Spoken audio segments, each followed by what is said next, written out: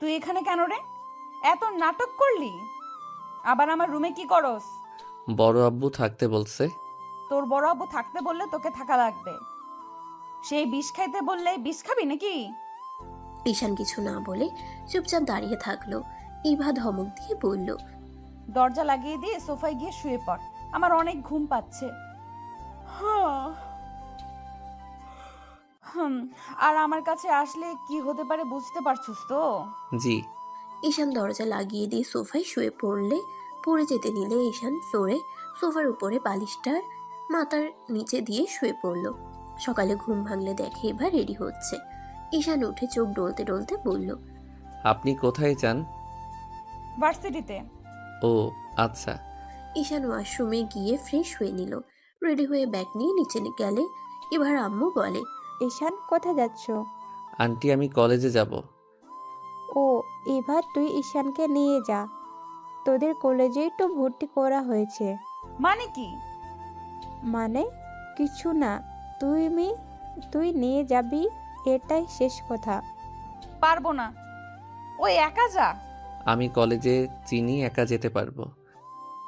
আচ্ছা, দুইজন খাবার খেয়ে নাও। ঈশান ইভা খাবার খেতে বসলো। দুজনের খাওয়া শেষ হইলে এবার আম্মু দুজনকে হাত খরচ দিল। ঈশান নিতে না চাইলে জোর করে দিল। দুইজন বাসা থেকে বের হয়ে গেল। ইভা বাইক নিয়ে চলে গেল। ঈশান রিক্সার অপেক্ষা করতে লাগলো। রিক্সা পেলে উঠে পড়লো। কলেজের গেটের সামনে নেমে পড়লো। কলেজের ভিতরে গেলে দেখতে পেল ইভা ক্যাম্পাসের মাঝখানে বসে আছে বন্ধুদের সাথে। ঈশান সামনের দিকে এগিয়ে যেতে লাগলো। ঈশান বুঝতে পারছে না কোনটা কার ক্লাস। ইভা অনেকক্ষণ ধরে ঈশানকে খেয়াল করতে লাগলো। ঈশানের ক্লাস রেখে অন্যদিকে যেতে দেখে ইভা একটা ছেলেকে ডাক দিল। ছেলেটা আসলে ইভা বলল, এই শোনো, ওই যে ব্ল্যাক কালার শার্ট পরা ছেলেটাকে দেখছো, ওকে ইন্টার ফার্স্ট ইয়ারের ক্লাসটা দেখিয়ে দাও। ছেলেটা চলে গেলে রাইসা বলে ওঠে, ছেলেটা কে রে? আমার বন্ধুর ভাগনা, আমাদের বাড়িতে থাকবে মনে হয়। কিউট বাচ্চা একটা। ওইদিকে না তাকিয়ে এইদিকে ফোকাস দে। এইদিকে ছেলেটা ঈশানকে ক্লাস দেখিয়ে দিয়ে চলে গেল। ঈশান ক্লাসে গিয়ে লাস্ট বেঞ্চিতে গিয়ে বসলো। ব্যাগ রেখে ঈশান ক্লাস থেকে বের হইল। হঠাৎ করে কয়েকটা ছেলে ঈশানকে ডাক দিল। ঈশান এদিকে যেতেই পিছন থেকে দুজন এসে ঈশানের কাঁধে হাত দিয়ে হাঁটতে লাগলো। ঈশান তাকিয়ে হেসে দিয়ে বলল, আমি তো ভেবেছিলাম তোরা আজ আসবি না। আরে আসবো না মানে? গার্লফ্রেন্ড বানাতে হবে, সিঙ্গেল থাকা যাবে না। আবার শুরু হয়ে গেছে। আঙ্কেলকে আমি বলে দিব। দেখ, মজা করছি। ঈশান, তুই কি হোস্টেলে উঠেছিস? না, মামার বন্ধুর বাড়িতে থাকবো, ওইখান থেকে কলেজে আসবো। ও আচ্ছা। হুম। তিনজন এগিয়ে গেলে রনি বলে ওঠে, এই তোমরা ইন্টার ফার্স্ট ইয়ারে নাকি? জি ভাইয়া। ও আচ্ছা, খুব ভালো। এই শোনো, আমাদের জন্য বাইরে থেকে স্পিড আর চিপস নিয়ে আসো। আমরা কেন নিয়ে আসবো? আপনাদের জিনিস আপনারা নিয়ে আসেন। এই তো, সাহস তো কম না, আমাদের মুখের উপর কথা বলাস। আমাদের কথা মতো না চললে এই কলেজে একদিন ও টিকতে পারবি না। তাড়াতাড়ি যা, না হলে। আনবো না, দেখি কি করতে পারেন। রাকিব, ঝামেলা করিস না। ভাইয়া টাকা দেন, আমি নিয়ে এসে দিচ্ছি। তোর টাকা দিয়ে নিয়ে আয়, এখন না হলে দুজনকে পিটিয়ে সোজা করে ফেলবো। ভাইয়া আমরা কেন টাকা দিব?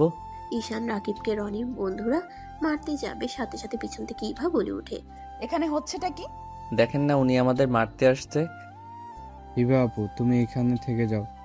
এই ছেলেগুলো অনেক বেয়াদব, আমাদের সাথে বেয়াদবি করছে। ওদের সাহস দেখে আমি বাঁচি না। কিসের বেয়াদবি করছে? এই যা এখান থেকে তোরা। আপু, আমরা সত্যি বলছি, ওদের জিজ্ঞেস করো। না, আমরা বেয়াদবি করি নাই। উনি আমাদের বলছে যে দোকান থেকে স্পিড আনতে। রাকিব আনবে না বলছে, পরে আমি তারপর আনতে চাইলাম, বাট উনি বলে আমাদের টাকা দিয়ে নিয়ে এসে দিতে। ইভা রেগে ঈশানের গালে থাপ্পড় মেরে দিলে সবাই হা হয়ে গেল। সবাই ভয়ে ঢুক গিলতে লাগলো। ঈশান গালে হাত দিয়ে দাঁড়িয়ে আছে, নিচের দিকে তাকিয়ে চোখ দিয়ে টপ টপ করে পানি পড়তে লাগলো। রনিরা মিটে মিটে হাসতে লাগলো। ইভা রেগে গিয়ে বলে, এই তুই এত ভীতু কেন রে? তোর বন্ধু তো সাহসী, তুই কোন হিসাবে ওর চাকরিগিরি করতে চাস? তুই কোন হিসাবে ওর চাকরগিরি করতে চাস? তুই এখানে পড়াশোনা করতে এসেছিস, কারো চাকরগিরি করতে না। এখনই ওদের গালে থাপ্পড় যদি না দেস, তোর কপালে দুঃখ আছে। থাপ্পড় মার বলছি। ইভার কথা শুনে রনিরা ঢোক গিলতে লাগলো। রাকিব তুলি খুশি হয়ে রনিকে দুজন দুই দিক থেকে থাপ্পড় মারলো। ঈশানের দিকে ইভা তাকিয়ে বলে, কিরে তুই গালে হাত দিয়ে আসিস কেন? থাপ্পড় মার বলছি। ওনারা আমার বড়, আমি ওনাদের গায়ে হাত দিতে পারবো না। কুত্তা, ওই তোকে বিনা কারণে মারতে নিয়েছিল আর তার গায়ে হাত দিতে পারবি না? থাপ্পড় মারবি নাকি আরেকটা থাপ্পড় আমি তোকে দেব? দেন, তাও আমি ওনাকে মারতে পারবো না। হিবা আপু, তুমি কাজটা ভালো করলে না। আমার সাথে লাগতে আসো না, বলে দিলাম। বিষয়টা কিন্তু ভালো হবে না। ইভা রেগে রনির চুল ধরে বাইকের ট্যাঙ্কির উপরে দিল বাড়ি লাগিয়ে আর বলে, আমাকে হুমকি দেস? কি করবি তুই? তো সাহস দেখে বাঁচি না। আমাকে হুমকি দেস? ইভার মার দেখে সবাই ভয়ে দৌড়ে পালালো। রাকিব তুলিত খুশিতে শীষ বাজিয়ে বলল, আপু, আমি তো আপনার অনেক বড় ফ্যান হয়ে গেলাম। আমার ফ্যান হতে হবে না, তোমাদের ওই বলদটাকে ঠিক করো। ইভা কথাগুলো বলে চলে গেল। ঈশানের অনেক ভালো লাগলো। ঈশান খুশি হইলে প্রকাশ করলো না। ঈশান রাকিব তুলির সাথে যেতে লাগলো। ক্লাস সময় হলে তিনজন ক্লাসে চলে গেল। মনোযোগ দিয়ে ক্লাস করতে লাগলো। ক্লাস শেষ হইলে তিনজন লাইব্রেরি খুঁজতে লাগলো। লাইব্রেরিতে গিয়ে তিনজন নিজেদের পছন্দ মতো বই খুঁজতে লাগলো। ঈশানের হাতে রাকিব একটা বই দিলে সাথে সাথে ইভা সামনে আসলে ঈশানের হাত থেকে বই ফেলে বলল, না না, আমি এইসব পড়ি না। রাকিব দিয়েছে আমার হাতে। ক্লাস বাদে এখানে কি করস? ক্লাস নাই, আর লাইব্রেরি বইগুলো পড়তে ভালো লাগে। যা চুপচাপ পড়, বেশি কথা বললে বের করে দিব। এই লাইব্রেরির দায়িত্ব আমার, বুঝলি? আচ্ছা। ঈশান বই খুঁজতে লাগলো। বই পেয়ে গেলে তিনজন একসাথে বসে পড়তে লাগলো। হঠাৎ করে রাইসা এসে বলল, হাই, হ্যালো। তোমাদের সাথে কি বসতে পারি? জি অবশ্যই আপু, বসুন। রাইসা ঈশানের সামনে বসলো। ঈশান ওইদিকে মনোযোগ না দিয়ে বই পড়তে লাগলো। ঈশান রাকিবকে বলল, এই রাকিব গার্লফ্রেন্ড বানানোর একটা বই পাইছি। ঈশান কথাটা বলে সামনের দিকে তাকাতেই সাথে সাথে ভেবাচেকা খেয়ে গেল। রাইসা ব্রুকুচকে বলল, গার্লফ্রেন্ড বানানোর বই পাওয়া যায় এখানে? মানে আপনি যা ভাবছেন তেমন কিছু না।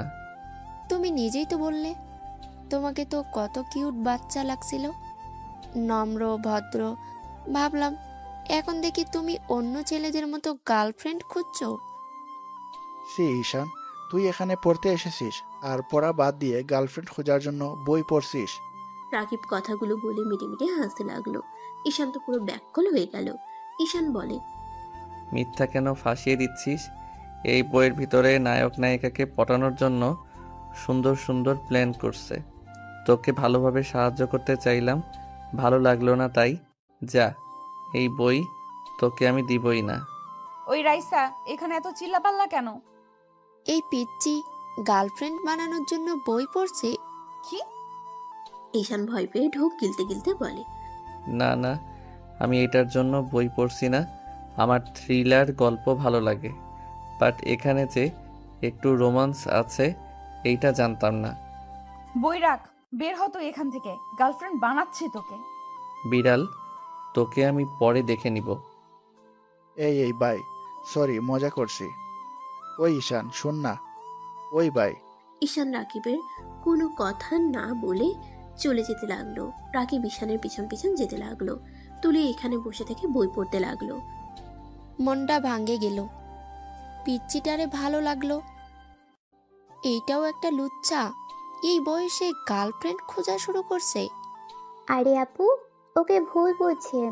ঈশান অনেক ভালো ছেলে, নম্র ভদ্র শান্ত একটা ছেলে। রাকিব সারাদিন আমাদের মাথা নষ্ট করে দেয়, গার্লফ্রেন্ড লাগবে ওর, মেয়ে কিভাবে পটাবে সেই জন্য হাজারো বই পড়ে। আর ঈশান একটু দেখছে তাই ওকে জানানোর জন্য বলছে, আর রাকিব ওকে ফাঁসিয়ে দিয়েছে। যাক, মনটা ভাঙে নাই। তুই লুচ্চামি কম কর, বই পড়লে পড়, না হইলে ক্লাসে যা। এত চেতা যাস কেন? তাহলে চুপ থাক, বাকি সবার সমস্যা হচ্ছে। রাইসা মুখ ভেঙচি দিয়ে পড়তে লাগলো। এদিকে ঈশানের থেকে বইটা চাইতে লাগলো। ঈশান ক্লাসে চলে গেল। ম্যাম আসলে আর কিছু বলতে পারলো না। ঈশান সব ক্লাস শেষ করে ক্যান্টিনে চলে গেল। রাকিব ঈশানের কাছ থেকে বই নেওয়ার জন্য পিছনে পড়ে থাকলো। ঈশান সামোসা অর্ডার দিয়ে বসে পড়লো। তুলি বলে ওঠে, ঈশান, তোর গার্লফ্রেন্ড পাওয়া গেছে। মানে? বাম সাইডে দেখ, সিনিয়র ওই আপুটা। ঈশান বামে তাকাতেই দেখে ইভা আর রাইসা আর কয়েকটা ছেলে। ঈশান বলে, দ্যাট কি যাতা বলস? সত্যি বলছি, রাইসা আপু তোকে অনেক পছন্দ করে। মনে হয় তোর সাথে, মনে হয় তোর প্রেমে পড়ছে। ফালতু কথা বলিস না। তুলি আর কিছু বলল না। সামোসা আসলে ঈশান নিজের মতো করে খেতে লাগলো। খাওয়া শেষ হলে বিল দিয়ে তিনজন বের হয়ে গেল। মাঠের এক পাশে গিয়ে তিনজন বসে থেকে আড্ডা দিতে লাগলো। রাইসা আর কয়েকজন এসে বলল, এই তোমরা আমাদের জায়গায় কেন বসছো? এখানে কি নাম লেখা আছে নাকি যে কোনটা কার জায়গা? না মানে সেই রকম কিছু না, এখানে আমরা বসি আর কেউ বসে না। সবাই জানে এখানে আমাদের টিমের সদস্যরা শুধু বসে। ও আচ্ছা, সরি আপু, আমরা জানতাম না। রাকিব, চল গাছের ওই দিকে বসি। এখন ঝগড়া শুরু করিস না, উঠে। ওরা ডান সাইডে কিছুটা দূরে বসলো। ইভা কিছুক্ষণ পর এসে সবার সাথে বসলো। ইভা ঈশানকে দেখে বলল, ওই তোদের ক্লাস শুরু হয়েছে, যা এখান থেকে। ক্লাস করব না, সব ক্লাসে শুধু পরিচয় পর্ব হয়। পরিচয় হয়ে নে, যা। প্রথম দিন এসে এই অবস্থা, আর তো বাকি দিন পড়ে আছে, যা এখান থেকে। ঈশান কিছু না বলে রাকিব তুলিকে নিয়ে ক্লাসে চলে গেল। কলেজ ছুটি হলে তিনজন বের হয়ে যায়। ঈশানকে রাকিব বলল, দোস্ত, সামনে একটা পার্ক আছে, চল আমরাও এখানে যাই। তুই কিভাবে জানলি? আমি এসেছিলাম তাই জানি, চল। তিনজন পার্কে চলে গেল। গিয়ে অনেকক্ষণ থেকে সন্ধ্যার দিকে যার যার মতো চলে গেল। ঈশান বাসায় গিয়ে কলিং বেল বাজাতেই ইভা দরজা খুলে রাগের লোক নিয়ে তাকিয়ে বলে, কিরে, তুই এতক্ষণ কই ছিলি? তোর কলেজ ছুটি হয়েছে কখন, আর আসলি কখন? আসলে আমি পার্কে ঘুরতে গেছিলাম। কি? কোন পার্কে? ওখানে তো দুইটা আছে, কোনটাতে গিয়েছিলি? নাম খেয়াল নাই। ইভা কিছু বলতে যাবে ইভার আম্মু বলে উঠল, কি ব্যাপার ঈশান, ভিতরে না এসে বাইরে দাঁড়িয়ে আছো কেন? আম্মু ওকে ভুলেও বাচ্চা ভেবো না। তুমি জানো ওই লাইব্রেরিতে গিয়ে কি কি পড়ছে? আপু, মিথ্যা বলবে না তো? ঈশানের মুখ থেকে আপু ডাক শুনে দুজন ভ্রুকুচকে তাকালো। ইভার আম্মু বলে, ঈশান এসব কি বলো? এবার তোমার স্ত্রী, তুমি ওকে আপু কেন বলছো? আপনারা আঙ্কেল আন্টি হইলে উনি তো আপু হয়। ইভা কথাটা শুনে আগে কিছু বলবে তার আগেই ইভার আম্মু বলে, এবার তোমার আগে আপু ছিল, এখন তো তোমাদের বিয়ে হয়েছে, তার মানে এখন থেকে ও তোমার স্ত্রী, আর বউকে কেউ আপু বলে ডাকে? তাহলে কি বউ বলে ডাকবো? খবরদার, একদম না। আমাকে তুই কোনো কিছুই বলবি না, আপু বলবি না, বোনও না, কিছুই না। আর হ্যাঁ, আমার সাথে যে তোর বিয়ে হয়েছে এইটা যেন কেউ না জানে, জানলে তোর খবর আছে। তাহলে ডাকবো কিভাবে দরকার হইলে? বউ বলে ডাকো, ওর কথাও রাখো। যাও, ফ্রেশ হয়ে নাও। ঈশান আর কিছু না বলে ইভার রুমে চলে গেল। ইভা ঈশানের চলে যাওয়ার দিকে তাকিয়ে থাকলো। ইভা ঈশানের পিছন পিছন গেল। রুমে গিয়ে ঈশানকে বলল, এই, তুই রাইসার থেকে দূরে থাকিস, না হইলে তোর অবস্থা খারাপ করে দিব। কেন? রাইসা আপু তো অনেক ভালো। ও রাইসা অনেক ভালো, তাই না? লুচ্চামি শুরু হয়ে গেছে। কি বলেন? কিসের লুচ্চামি করলাম? আমি কি একবারও আপনাকে হিরোদের মতো কিস করছি নাকি? কি বললি? না, কিছু না। কথাটা বলে ঈশান ব্যাগ থেকে শার্ট প্যান্ট বের করে ওয়াশরুমে চলে গেল। গোসল করে ওয়াশরুম থেকে বের হয়ে বারান্দায় শার্ট প্যান্ট মেলে দিয়ে আসলো। এসে দেখি ইভা নুডলস খাচ্ছে। ইভা ঈশানের দিকে আরেকটা নুডলসের বাটি এগিয়ে দিয়ে বলল, এইটা তোর। ঈশান নুডলসের বাটি হাতে নিতেই ওর বোনের কথা মনে পড়ে গেল। ঈশানকে নুডলস বাটি নিয়ে দাঁড়িয়ে থাকতে দেখে ইভা বলল, কিরে, খাওয়া বাদ দিয়ে এইভাবে দাঁড়িয়ে আছিস কেন? বোনটার কথা খুব মনে পড়ছে। আমার বোনটা নুডলস খেতে অনেক পছন্দ করে। ও, তা তোর বোন তো বিয়েতে আসলো না? বড় আব্বু বড় আম্মু আমাকে এখানে মিথ্যা বলে নিয়ে এসেছে, আপনার সাথে বিয়ে দিয়েছে। এইটা তো বোন জানে না। ও আচ্ছা, তুই তোর বড় আম্মু বড় আব্বুকে অনেক ভয় পাস? হ্যাঁ। তোর আব্বু আম্মু কোথায়? আম্মু কোথায় জানি না। আব্বু মাতাল হয়ে সারাক্ষণ এক রুমে বন্দি হয়ে পড়ে থাকে। আমি শুনেছি তোর আম্মু নাকি অন্য ছেলের লগে ভেগে গেছে। বাজে কথা বলবেন না। আমার আম্মু কোথায় কেউ জানে না। আমার আম্মু অনেক ভালো মানুষ ছিল। আমার আম্মু আব্বু তো ভালোবেসে বিয়ে করেছিল, তাহলে অন্য কারোর সাথে চলে কেন যাবে? আমি কি জানি, একবার তোর বড় আব্বুর মুখে শুনেছিলাম। এইটা মিথ্যা কথা। হয়তো। এখন খা, পরে তোর বোনকে নিয়ে আসিস। রেস্তোরাঁ নিয়ে গিয়ে যা ইচ্ছা খায়, সব খাওয়াবনি। সত্যি বলছেন? হ্যাঁ, এখন খা। ঈশান সোফায় বসে খেতে গিয়েও খেতে পারল না। ঈশানের চোখ দিয়ে পানি পড়তে লাগলো। ইভা বলে উঠে, কি হলো আবার? আমি খেতে পারছি না। আমার বোনটা খেতে পেয়েছে কিনা তাও জানি না। আপনার ফোনে একবার বড় আম্মুকে কল দিতে দিবেন? কান্না করিস না, এই নে। ইভা ঈশানকে ফোন দিলে ঈশান ওর বড় আম্মুকে কল দিল। কল রিসিভ করতেই ঈশানের বোনের চিৎকার শুনতে পেয়ে বুঝতে আর বাকি রইল না। ইভা যেন চমকে গেল। ঈশান বলে উঠে, বড় আম্মু আমার বোনকে কেন মারছে? আমি তো বড় আব্বুর কথা মতো কাজ করলাম, তারপরও কেন মারছে? ঈশান বাপ আমার, আমাকে ক্ষমা করে দে। ঈশান, তুই তোর বোনকে নিয়ে কোথাও পালিয়ে যা, এখানে থাকিস না। ওরা তোদেরকে কখনোই ভালোবাসে না। ওদের জন্য নিজেদের জীবন দিলে ওরা খুশি হবে না কখনোই। আমি এখনই আসছি। ঈশান কল কেটে দিয়ে ইভার দিকে তাকিয়ে কান্না চোখে বলল, বউ আমাকে কিছু টাকা দিবেন?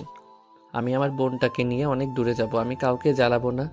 আপনাকে আর আমার উপরে রেগে থাকতে হবে না। ঈশানের মুখ থেকে বউ ডাক শুনে ইভা ভাবনার জগৎ থেকে বের হয়ে বলল, ছি, ওরা এত খারাপ। ঈশান চল, আমি তোর সাথে যাব। ইভা বাইকের চাবি নিয়ে ঈশানের সাথে নিচে যেতে লাগলো। নিচে গেলে ইভার আম্মু ডাক দিলে কিছু না বলে দুজন দৌড়ে চলে গেল।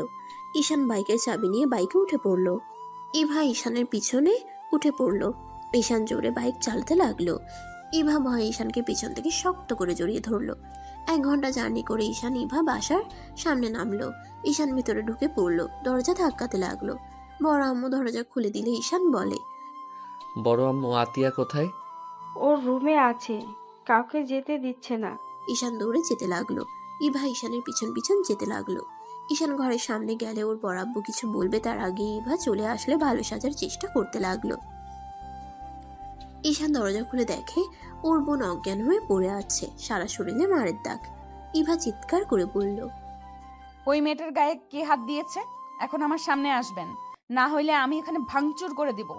ঈশানের বড় আব্বু বলে, মা তুমি শান্ত হও। আতিয়া আমার ছোট মেয়েকে মেরে ফেলতে নিয়েছিল। ঈশান আতিয়াকে কোলে তুলে নিয়ে বলল, ব্যাস, আর একটা মিথ্যা বলবেন না। আমার বোন পিচ্চিকে কতটা ভালোবাসে এই এলাকার সবাই তা জানে। আমার বোন কখনোই মারতে পারে না। আমি চলে যাচ্ছি। আর রফিক তালুকদার, আপনার বাবা যেন কারো না হয়। যে বাবা নিজেদের সন্তানের উপরে অত্যাচারিত হতে দেখে কিছু বলে না।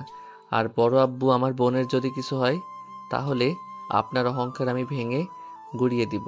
ঈশানের চোখে মুখে রাগের ছাপ। ঈশানের কথা শুনে সবাই যেন অবাক হয়ে গেল। ঈশানের বোনকে নিয়ে চলে যাওয়ার সময় সদর দরজায় সজোরে লাথি মেরে চলে গেল। ইভা ঈশানের পিছন পিছন যেতে লাগলো। ইভা ঈশানকে বলে ওঠে, ঈশান, তুমি বাইক চালাও, আমি আতিয়াকে ধরছি। ঈশান আতিয়াকে বসিয়ে দিয়ে বাইকে উঠে পড়লো। আতিয়াকে ধরে ইভা উঠে পড়লো। বাইক নিয়ে সোজা হসপিটালে চলে গেল। আতিয়াকে হসপিটালে ভর্তি করে দিল। আতিয়ার জ্ঞান ফিরলে আতিয়া ঈশানকে হাত ধরে। ঈশানকে জড়িয়ে ধরে কান্না করতে করতে বলল, ভাইয়া, আমাকে ছেড়ে কোথায় চলে গেছিলে? ভাইয়া, আমি তোমাকে অনেক মিস করছি।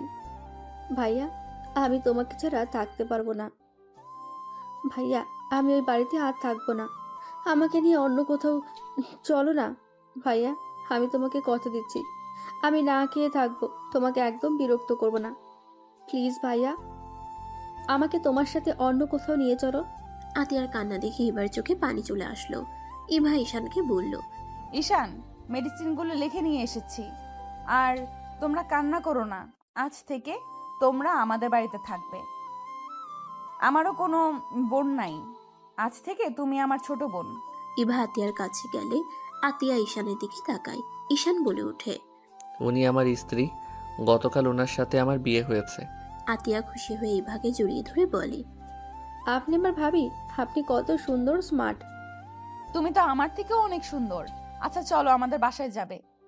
না, বিয়ে হইলে তো বউরা শ্বশুর বাড়ি থাকে, জামাই ননদ কি আর ভাবিদের বাসায় থাকে নাকি? দূর ভাবি, বাদ। তুমি আমাকে আপু বলবে। আপুর বাসায় যেতে তো কোনো সমস্যা নেই, তাই না?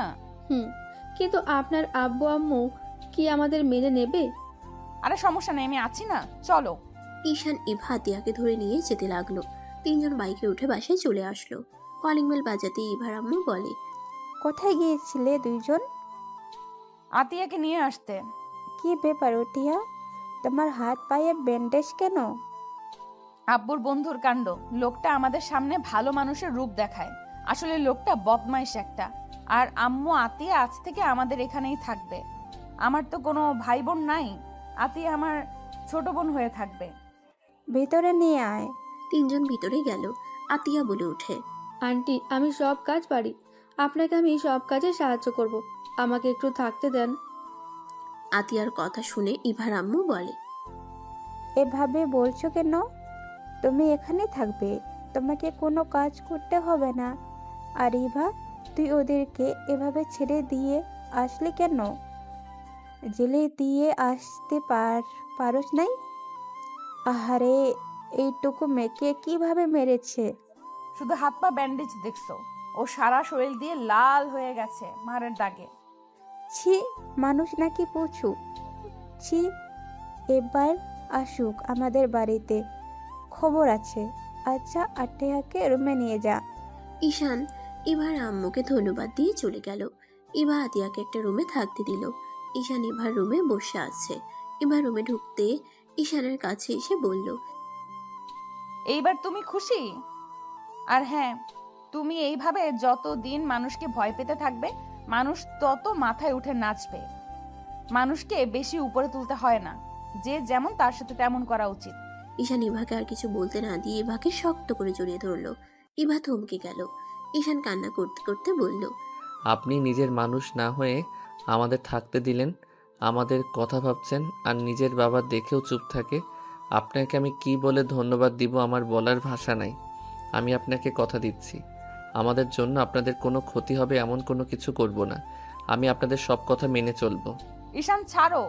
ঈশানের রাতের কথা মনে পড়তেই সাথে সাথে ছেড়ে দিয়ে বলল, সরি, আসলে আবেগে ধরে ফেলছি, আমার খেয়াল ছিল না। It's okay. ধন্যবাদ। আচ্ছা, ফ্রেশ হয়ে আসি। আচ্ছা যান। ইভা ওয়াশরুমে গেলে ঈশানের জড়িয়ে ধরা মুহূর্তটা বারবার মনে পড়তে লাগলো। চোখ বন্ধ করে ঈশানের স্পর্শ অনুভব করতে লাগলো। হঠাৎ করে মাথায় হালকা থাপ্পড় দিয়ে বলে, কি ভাবস? ওই তোর অনেক ছোট, ওর সাথে তোর কিভাবে যায়? একদম ওর কথা ভাববি না। ইভা কথাগুলো ভেবে ফ্রেশ হয়ে বের হইল। ঈশান খাটে বসে থেকে ভাবতে লাগলো, এখানে কি থাকা ঠিক হবে? একসাথে দুইজনের দায়িত্ব অন্য কারোর উপরে দেওয়া ঠিক না। আমাকে যে কোনো একটা জব খুঁজতে হবে। ঈশান কথাগুলো ভাবতে লাগলো। ইভা ওয়াশরুম থেকে বের হয়ে বলল, যাও ফ্রেশ হয়ে আসো, আম্মু খাবার খেতে ডাকছে, আমি আতিয়াকে নিয়ে গেলাম। ইভা চলে গেল। ঈশান ফ্রেশ হতে চলে গেল। ফ্রেশ হয়ে ঈশান নিচে চলে গেল। নিচে গেলে দেখে আতিয়া এত খাবার দেখে খুশি হয়ে মজা করে খাচ্ছে। ঈশান বোনের মুখে হাসি দেখে নিজের মুখে হাসি ফুটে উঠল। এবার আম্মু ঈশানকে দেখে বলল, ঈশান, তুমি আসো, খেয়ে নাও। ঈশান গিয়ে বসলো। ঈশানের হাতের দিকে আতিয়ার চোখ গেলে বলে, ভাইয়া, তোমার হাতে কি হয়েছে? আমি তো খেয়াল করিনি। আতিয়ার কথা শুনে সবাই কিছুটা ভরকে গেল। ঈশান হাসি মুখে বলে, আর বলিস না, খেলতে গিয়ে টিনের টুকরার সাথে লেগে কেটে গেছে। উফ ভাইয়া, তুমি কি সাবধানে খেলতে পারো না? এখন থেকে সাবধানে খেলবো, তুই খা। ইভা দীর্ঘ নিঃশ্বাস ছাড়ল। আতিয়ার খাওয়া শেষ হলে সবার থেকে বিদায় নিয়ে রুমে চলে গেল। ইভা বলে ওঠে, ওই যেমন করে, ওই তো খেতেও পারে না, অল্প খেয়ে চলে গেল। ছোট মানুষ, পেটে যতটুকু জায়গা ততটুকু তো খাবে। আচ্ছা, তুমি ওকে মিথ্যা কেন বললে? কোন বিষয়? এই যে আমি তোমার হাতে চাকু দিয়ে কেটে দিলাম, আর তুমি বললে অন্য কোথা। ওই যদি জানতো আপনি করছেন তাহলে আপনাকে দেখে অনেক ভয় পেত, আপনাকে ঘৃণা করতো, ওই আপনাকে ভালোবাসতে শুরু করছে, আপনাকে অনেক পছন্দ করতে শুরু করছে, সেখানে আপনার প্রতি ধারণা অন্যরকম হয়ে যেত। ও আচ্ছা। চারজন টুকটাক কথা বলে খাবার খেয়ে যার যার রুমে চলে গেল। ঈশান দরজা লাগিয়ে দিয়ে পড়তে বসলো। ইভা খাটের উপরে বসে ফেসবুকিং করতে লাগলো। পড়া শেষ হইলে দেখে ইভা ফোন চালু করে ঘুমিয়ে আছে। ঘুমিয়ে গেছে। ঈশান আস্তে আস্তে কাছে গিয়ে ফোনটা অফ করে দিল। ইভাকে ধরে আস্তে আস্তে বালিশ ঠিক করে শুয়ে দিল। ইভা ঘুমের ভিতরে ঈশানকে জড়িয়ে ধরলো। ঈশান ভয়ে কাঁদতে লাগলো। ঈশানের কাঁপাতে এবার ঘুম ভাঙলে সাথে সাথে ধাক্কা দিয়ে রাগে লোক নিয়ে বলে, আবার আমার ঘুমের সুযোগ নিতে চাইছিলি? বউ, আমার কথা শুনে খালি ভুল বুঝবেন না। আপনি ফোন চালু করে আতশোয়া হয়ে ঘুমিয়ে গেছিলেন, আমি জাস্ট আপনাকে ঠিক করে শুয়ে দিচ্ছিলাম, আর ফোন অফ করলাম। আপনি নিজেই তো জড়িয়ে ধরছিলেন। ভালো হয়েছে, যা ঘুমা। ঈশান লাইট অফ করে নিচে শুয়ে পড়ল। সকালে ঘুম থেকে উঠে ওয়াশরুমে চলে গেল। ফ্রেশ হয়ে রেডি হয়ে নিচে গিয়ে দেখে ইভা রেডি হয়ে আতিয়ার সাথে হেসে হেসে কথা বলছে। ঈশান নিচে গেলে আতিয়া বলে, ভাইয়া, আমি আন্টির সাথে একটাও জায়গায় যাব, তুমি আবার বাসায় এসে আমাকে খুঁজো না। কোথায় যাবি? আমার বান্ধবীর বাড়িতে যাব। তুমি ইভা বাসায় এসে খাবার খেয়ে নিও, আর রাতে নাও আসতে পারি। ও আচ্ছা। চারজন খেতে বসলো। খাওয়া শেষ করে ইভা ঈশান বের হয়ে গেল। ঈশান দাঁড়ালে ইভা বলে, বাইকে উঠে। না, আপনি যান। উঠেক, সমস্যা নাই, সবাই জানে তুই আমার আব্বুর বন্ধুর ভাগ্নে হোস। এবার কথা মতো ঈশান উঠে পড়ল। ঈশান মাঝখানে ব্যাগ রাখলে ইভা মুচকে হাসলো। বাইক জোরে চালাতে লাগলো। কলেজের গেটের সামনে নামতেই তুলি এসে ঈশানকে টেনে নিয়ে যেতে লাগলো। কি হয়েছে, এভাবে নিয়ে যাচ্ছিস কেন? আজকে ক্লাস করব না রাকিব, আমি তুই মিলে ঘুরতে বের হব। আর এক জায়গায় দাওয়াত আছে। কোথায়? তুই যে ভাইয়াটাকে বাঁচিয়েছিলি রক্ত দিয়ে, ওই ভাইয়াটার আজকে বার্থডে। ক্লাবে ভাইয়া পার্টি রাখছে। ভাইয়ার সাথে সারা দিন ঘুরে রাতে পার্টি করে বাসায় চলে যাস। তোরা দুইজন যা, আমি যেতে পারবো না, আমার কাজ আছে। যা, ভাইয়াকে তাহলে বল যা। ভাইয়াকে কোথায় পাবো? তুলি ঈশানের হাত ধরে নিয়ে যেতে লাগলো। ভার্সিটির দিকে নিয়ে যেতে লাগলো। 3 তলায় নিয়ে গিয়ে একটা ক্লাসে টেনে নিয়ে গিয়ে বলল, ভাইয়া। ঈশান নিজেকে সামলিয়ে নিয়ে সামনের দিকে তাকাতেই দেখে ইভা রাইসা ফ্রেন্ড গ্রুপের সবাই আসছে। রাফি ঈশানকে দেখে বলল, ঈশান কেমন আছো? আলহামদুলিল্লাহ ভাইয়া, আপনি কেমন আছেন? আর শুভ জন্মদিন ভাইয়া। ধন্যবাদ ব্রাদার। এদিকে আসো, আমার ফ্রেন্ডদের সাথে পরিচয় করে দেই। রাফি ঈশানকে ধরে নিয়ে যেতে লাগলো। এক এক করে সবার সাথে পরিচয় করিয়ে দিতে লাগলো। ইভাকে দেখিয়ে দিয়ে বলল, আর এটাই আমার বেস্ট ফ্রেন্ড ইভা আর রাইসা। আরে, ওকে তো আমরা চিনি। ভাইয়া, ওই আপনার সাথে ঘুরতে যাবে না বলছে। সত্যি এটাই বলেছ? না মানে ভাইয়া, আমি তো আপনার বেস্ট ফ্রেন্ডদের বাসায় থাকি। আঙ্কেল তো মিটিংয়ের জন্য সিলেট গেছে, আর আন্টি আমার বোনকে নিয়ে কোথাও গেছে, রাতে আসবে না। বাসায় আমি আর উনি থাকবো। সেখানে একটা মেয়ে মানুষকে বাসায় একা রাখার সাহস হচ্ছিল না, যদি ভয় পাই। ঈশানের কথা শুনে সবাই অবাক হয়ে গেল। রাফি হেসে বলে, ওহ, এই ব্যাপার, তুমি ইভাদের বাসায় থাকো? আগে তো বলো নাই। আর ইভা তো আমাদের সাথে থাকবে, তাই এত চিন্তা করো না। আর আন্টি আমাদের বাসায় যাবে, তাই এত চিন্তার কিছুই নেই। আপনিও যাবেন নাকি? হুম। ওকে, তাহলে আমিও যাব। ওকে, তাহলে সবাই চলো। সবাই বের হয়ে গেল। ঈশানকে দেখে রাইসা বলে, ঈশান, তুমি আমার বাইকে আসো। তুলি, এবার বাইকে যাও। আর রাকিব, তুমি জাহিদের বাইকে ওঠো। আপু, আমি ওনার বাইকে উঠি, আপনি তুলিকে নিয়ে যান। ওনাকে তো চিনি ভালো করে, তাই অন্য মেয়ের বাইকে যেতে প্লিজ রাগ করেন না। ইভা মনে মনে খুশি হইল। কাউকে বুঝতে দিল না ইভা ঈশানকে নিয়ে যেতে লাগলো। রাইসার রাগ হইলেও কিছু বলল না। সবাই যেতে লাগলো। সারাদিন ঘোরাঘুরি। একটা জঙ্গলে গিয়ে সবগুলো ফেসে গেল। ইভা রেগে বলে, এই রাস্তাকে যেন আসতে বললি? কচুর দল, যা সামনে থেকে, গাছ সরা। ঈশান নেমে আর কয়েকটা ছেলে নেমে গাছ সরাতে লাগলো। সরিয়ে দিয়ে আবার বাইকে উঠলো। সবাই জঙ্গলের ভিতর দিয়ে উঠে রাস্তায় উঠে পড়লো। বাইক নিয়ে যেতেই হঠাৎ করে ইভা বাইক থামিয়ে বলল, এই তুমি চালাও, আমার হাত ব্যথা করছে। ঈশান বাইকের সামনে চলে গেল। ইভা ঈশানকে পিছন থেকে ধরে যেতে লাগলো। ঈশান কিছুটা অকওয়ার্ড ফিল করতে লাগলো। রাত 10টার দিকে বাম সাইডে ঘুরে যেতেই ঈশান ইভা দেখে সবাই বাইক থেকে নেমে হাঁটু গেড়ে বসে আছে। ঈশান ইভাকে নিয়ে পিছনে ঘুরে বাইক জোরে চালিয়ে নিয়ে যেতে লাগলো। ইভা রেগে গিয়ে বলল, এসব কি করছস? ওইখানে বন্ধুরা বিপদে পড়ছে আর তুই পালিয়ে যাচ্ছিস। ঈশান, বাইক থামা। ঈশান বাইক থামিয়ে বলে, আপনি বাইক নিয়ে থানায় যান, আমি ওইখানে যাচ্ছি। আমার সাথে তুইও চল। যান তো আপনি। ঈশান দৌড়ে সামনে থেকে একটা লাঠি তুলে দৌড়ে যেতে লাগলো। ইভা উপায় না পেয়ে থানার দিকে যেতে লাগলো। ঈশান ব্যাগ থেকে মুখোশ, হাত গ্লোভস পরে নিল, কালো জ্যাকেট পরে নিল। ঈশান সামনের দিকে যেতে লাগলো। তুলির দিকে একটা লোক হাত দিতে যাবে, সাথে সাথে ঈশান লাঠি ঢিল মারলো। সাথে সাথে লোকটার হাতে গেলে পুড়ে গেল। ঈশান দৌড়ে গিয়ে এক এক করে মারতে লাগলো। সবাই যেন হতভম্ব হয়ে গেল। চোখের সামনে 2 মিনিটের ভিতরে সবাইকে মাটিতে পড়ে যেতে দেখে সবাই যেন হাঁ হয়ে গেল।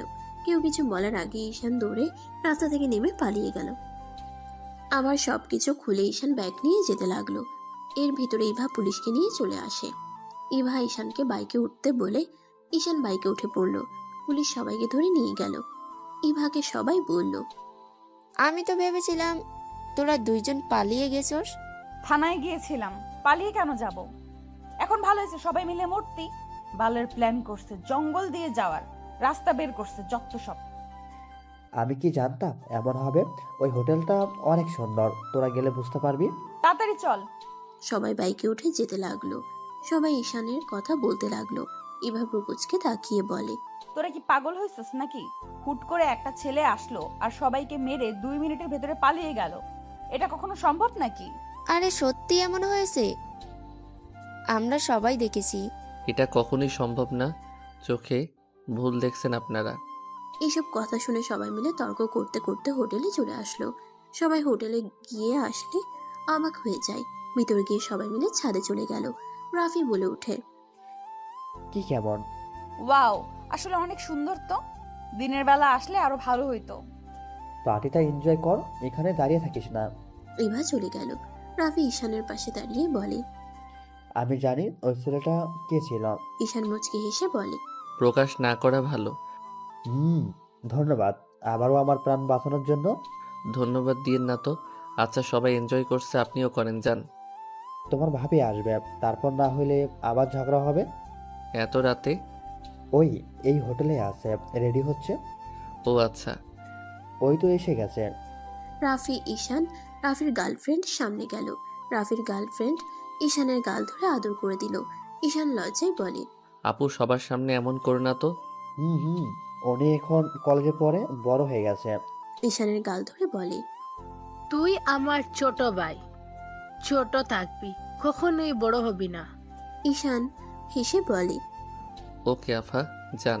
ইভা ঈশানকে রাফির গার্লফ্রেন্ডের সাথে এত খুশি দেখে রাগ হতে লাগলো। রাফির গার্লফ্রেন্ড সবার সাথে কুশল বিনিময় করে। 12টা বাজতেই সবাই কেক কাটার জন্য দাঁড়িয়ে গেল। কেক কাটা শেষ হইলে সবাই একে অপরকে লাগিয়ে দিতে লাগলো। ঈশানের মুখে রাফির গার্লফ্রেন্ড একদম ছড়িয়ে দিল। ঈশানও রাফির গার্লফ্রেন্ডের সারা মুখে দিয়ে দিল। ইভার রাগে শুনে জ্বলতে লাগলো। ইভা রাফির কাছে গিয়ে বলে, এই শালা, তোর গার্লফ্রেন্ড অন্য ছেলের সাথে এইভাবে মজা করছে, তোর রাগ হচ্ছে না? না, রাগ কেন হবে? শালা, তুই কি মানুষ নাকি? অন্য কিছু, নিজের গার্লফ্রেন্ডকে অন্য কারোর সাথে এত ঘনিষ্ঠ দেখলে যে কারোর রাগ হবে। দেখ, উল্টাপাল্টা ভাবা বন্ধ কর। আমার গার্লফ্রেন্ডকে আমি চিনি, আর ঈশাকেও ভালো করে চিনি। ইমা মুখ ভেঙচি দিয়ে চলে গেল। ঈশান আর রাফির গার্লফ্রেন্ড রাফির কাছে এসে রাফিকে ভূত বানিয়ে দিয়ে দুজনে হাসতে লাগলো। রাইসা এসে ঈশানকে দিতে যাবে, ঈশান হাত ধরে ফেলে। রাইসার মুখে দিয়ে দৌড় মারলো। রাইসা হেসে দিল। সবাই মজা করতে লাগলো। ঈশানকে সবাই ধরতে গেলে ঈশান ইভার পিছনে দাঁড়িয়ে গেল। সবার কেকগুলো ইভার মুখে লাগলো। ইভা রেগে গিয়ে ঈশানের মাথা ধরে মুখে সব কেক ঈশানের গালে ভরিয়ে দিতে লাগলো। সবাই হা হয়ে গেল। সবাই মজা করে। খাবার খেয়ে ফ্রেশ হয়ে সবাই রুমে চলে গেল। ঈশান, রাকিব, তুলি এক রুমে চলে গেল। অন্যদিকে ইভা ও ঈশানদের রুমে এসে শুয়ে পড়ল। ছেলেরা সোফায় যাও, আর আমরা দুইজন এখানে ঘুমাবো। দেখ, আপনারা তাকেন, আমি যাচ্ছি। কথাটা বলে দুইজন বের হয়ে গেল। ঈশান, রাকিব রাফিদের সাথে ঘুমাতে চলে গেল। সকালে ঘুম ভাঙলে সবাই নাস্তা করে বের হয়ে গেল। এখান থেকে যেতে লাগলো। রাফির ফোনে কল আসলে রাফি কল রিসিভ করে কথা বলে। ঈশান ইভাকে বলল, ঈশান, ইভা তোমাদের আমাদের বাসায় যেতে বলছে। আন্টি আমাদের বাসায় আছে। তিনজন বাইক সোজা রাফিদের বাসার দিকে যেতে লাগলো। তিনজন বাইক নিয়ে সোজা রাফিদের বাসার দিকে যেতে লাগলো। রাফিদের বাসায় যেতে যেতে 12টা বেজে গেল।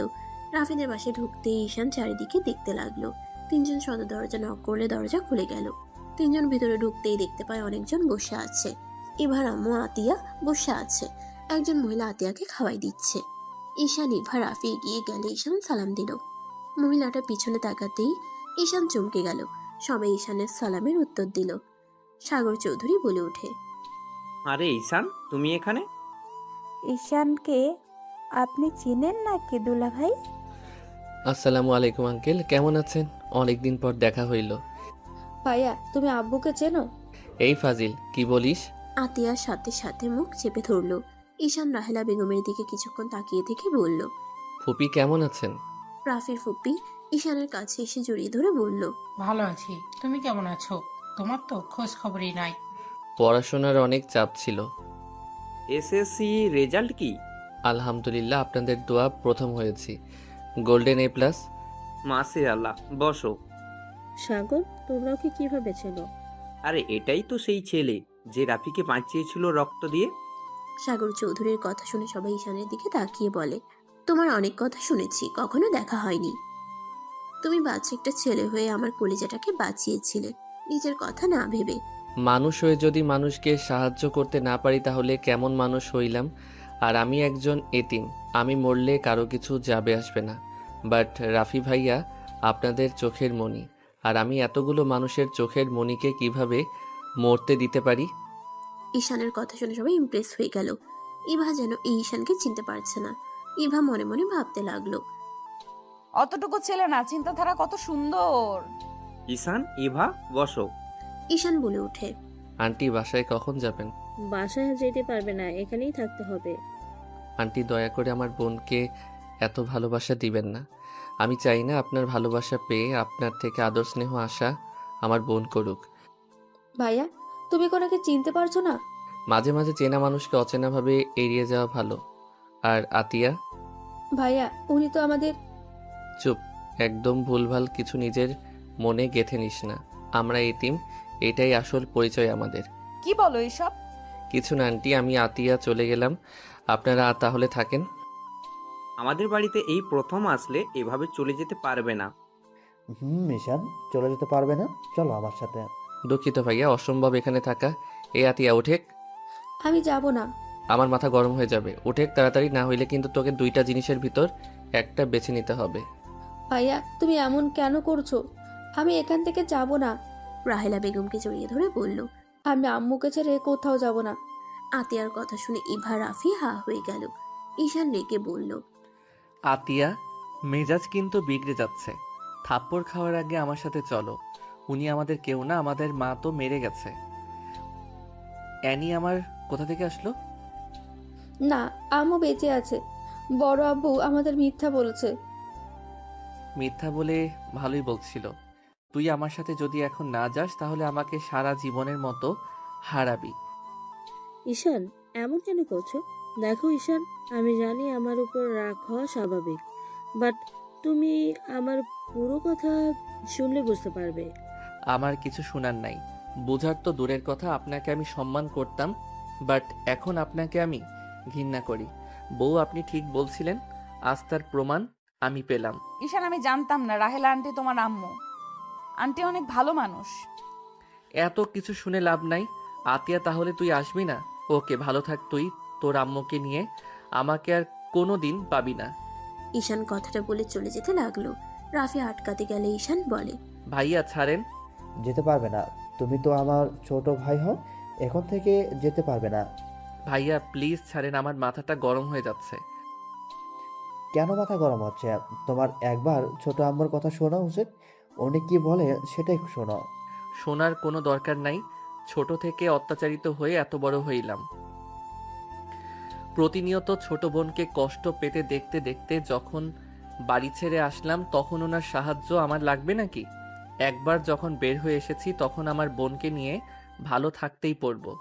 আর এমন মা উনি আজ পর্যন্ত কোনো দিন আমাদের খোঁজ খবর নেয় নাই, আমরা বেঁচে আছি কিনা মরে গেছি।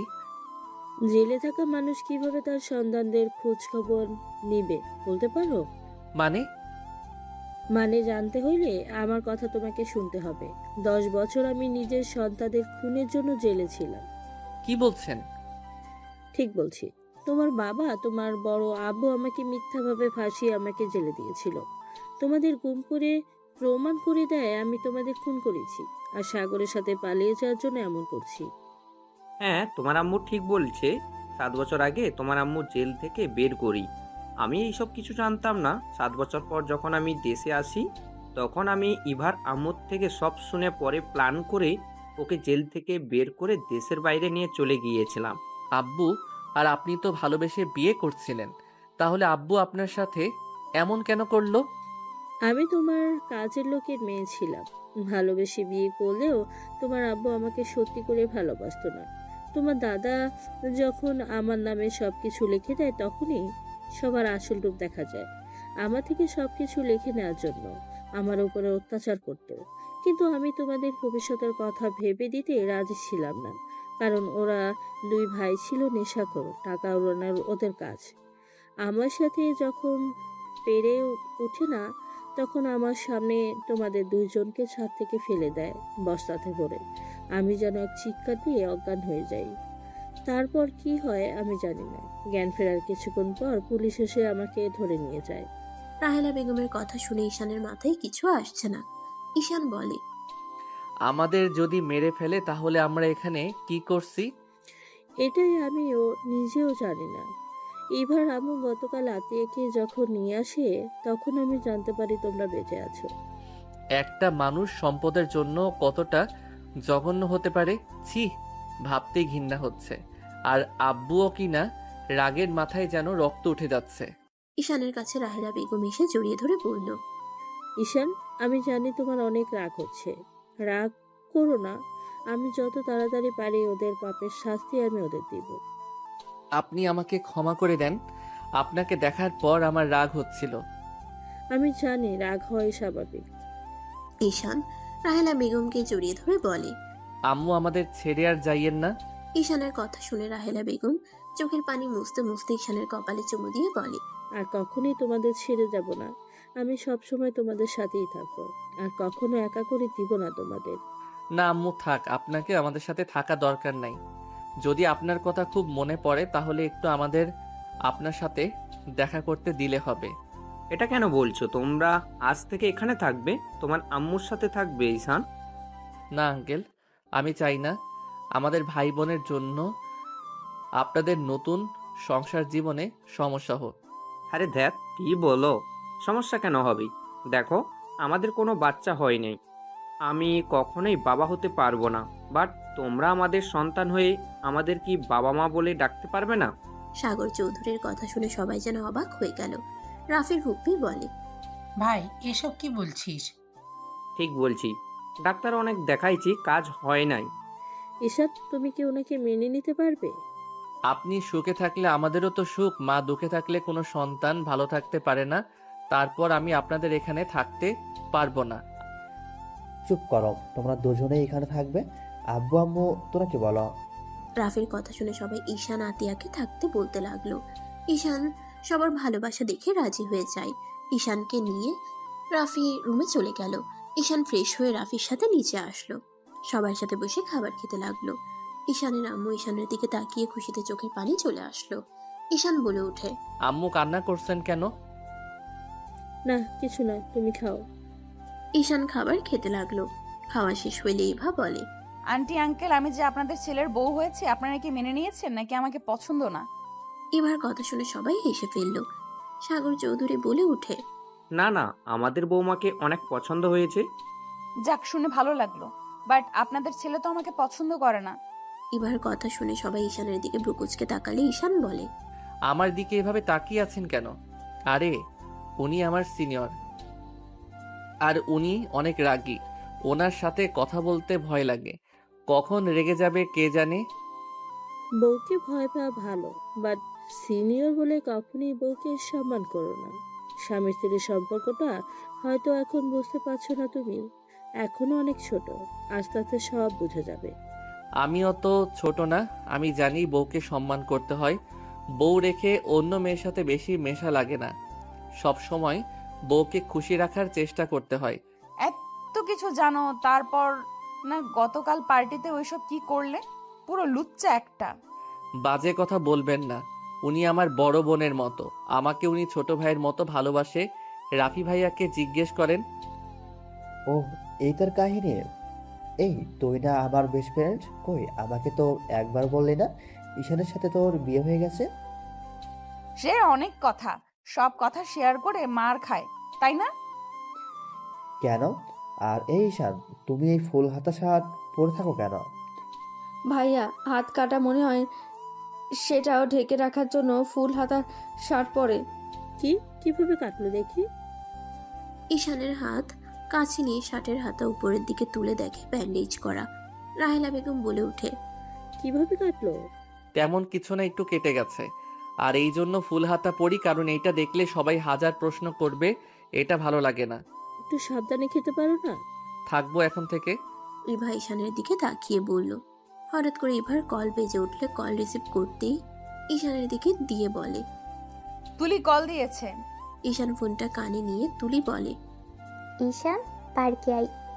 পার্কে গিয়ে কি করবি? আসতে বলছি, আই। আগামীকাল থেকে কলেজ যেতে হবে, আজকে ছুটি, তাড়াতাড়ি আই। রাকিব বের হয়েছে, তুই আই। আচ্ছা আসছি। তাও রাগ করিস না। গুড, আই তাড়াতাড়ি। ঈশান কল কেটে ইভার দিকে ফোন দিয়ে বলল, আমি একটু বের হব। কোন পার্কে যাবে? গতকাল যেটাতে গেছিলাম ওইটাতে। এখন কোন সময়ের যাওয়া? আরে ওরা যেতে বলছে, না গেলে রাগ করবে। আমি আসছি। ঈশান সবার থেকে বিদায় নিয়ে বের হয়ে গেল। ঈশান রিক্সা নিয়ে চলে গেল। পার্কের ভেতরে ঢুকতেই তিনজন ভ্যাবাচেকা খেয়ে গেল। ঈশান তুলির চোখ ধরে টেনে পার্ক থেকে বের হয়ে গেল। তুলি লজ্জায় বলে ওঠে, কুত্তা, এই পার্কে সাজেশনে রাকিবের বাচ্চা দিয়েছে। কচু আগে দেখবি না, তারপর নিয়ে আসবি। আরে ভাই, কে জানতো এইটাতে এত সুন্দর অবস্থা? আগেরটাতে কত ভালো ছিল, আমি ভেবেছিলাম এইটাও ভালো হবে। টাকাটা নষ্ট। দেখ, চল লেকের পাড়ে যাই, আর টিকিট কিনবো না। তিনজন লেকের পাড়ে চলে গেল। তিনজন বসে থেকে আড্ডা দিতে লাগলো। সন্ধ্যার দিকে তিনজন যার যার মতো চলে গেল। ঈশান রাফিদের বাসায় চলে গেল। বাসার ভিতরেই ঢুকতে দেখে সবাই মজা করছে। ঈশান এগিয়ে গিয়ে বলল, আমাকে রেখে কি নিয়ে তো হাসাহাসি হচ্ছে?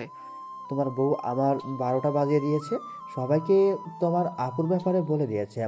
এখন সবাই ছবি দেখার জন্য উঠে পড়ে লেগেছে। এইটা তো ভালো। আঙ্কেল আন্টি আপু অনেক ভালো। ভাইয়াকে বিয়ে করিয়ে দেন। আমি ইন্টারে উঠে বিয়ে করলাম, আর ভাইয়া তো আমার থেকে বড় আছে। এভাবে রিলেশন কন্টিনিউ করার থেকে বিয়ে করা ভালো। ঠিক বলছো, কিন্তু এই ফাজিল তো ছবি দেখাচ্ছে না। ছবি দেখা লাগবে না আঙ্কেল, সরি মানে আব্বু। আপনি ফুপি তো ওনাকে চেনেন।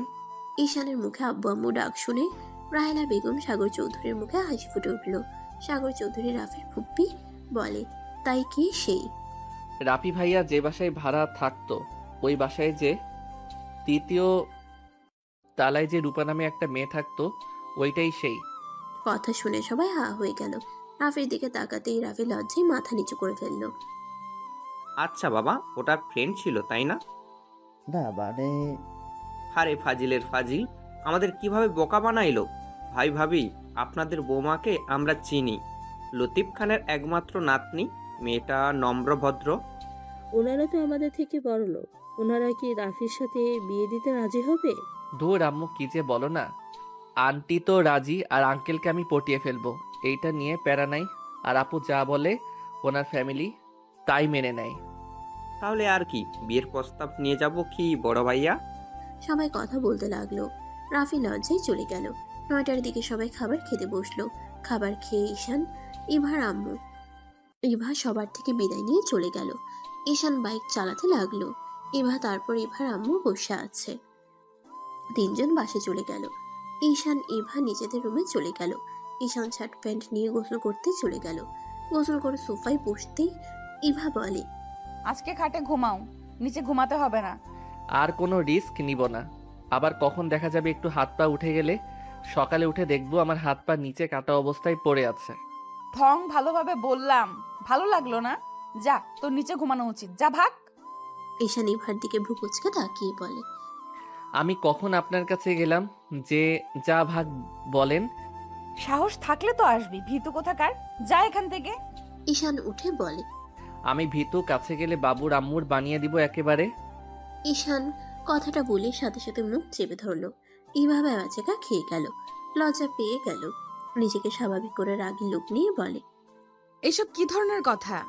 তুই কি এসব রোমান্টিক উপন্যাস থেকে শিখছিস নাকি নাকি ওই ফালতু পার্কে গিয়েছিলি? ঈশান ঢোক গিলে বলে, না মানে ভুলে বলে ফেলেছি, সরি। আমার ঘুম পাচ্ছে, গুড নাইট।